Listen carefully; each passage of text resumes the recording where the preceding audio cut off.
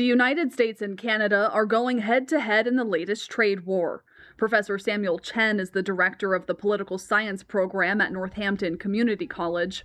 He says after a trade deal between the two countries fell through late last week, this new round of proposed tariffs partly stems from the impact of the U.S. leaving the North American Free Trade Agreement.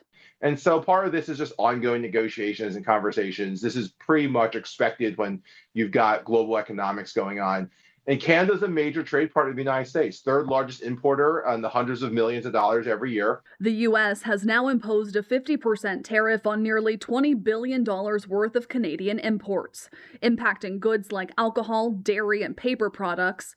Chen says with those taking place immediately, it will cost Americans more. Canada's Prime Minister clapped back with retaliatory tariffs on the United States, going dollar for dollar, expected to take effect on September 8th, which Chen says will also have an impact on the economy, short and long term. It's going to affect a lot of our manufacturers and a lot of our producers, where they're producing goods that they are now exporting to Canada.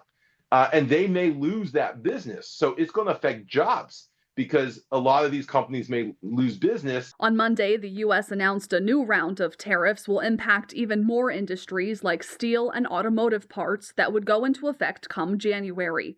Chen says these deals are fluid and can rapidly change. Now, the thing about these tariffs is there's no trade agreement around them.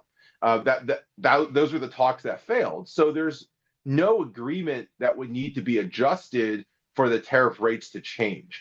Meaning either of these countries could choose tomorrow to reduce or increase the tariffs. Chen also explains this latest trade war is different than how the U.S. has handled negotiations with other countries like China. It's not necessarily a situation where there's an unfair trade practice that the administration is trying to adjust by threatening tariffs.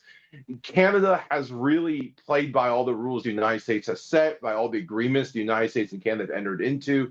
Emily Kress, Newswatch 16, Monroe County.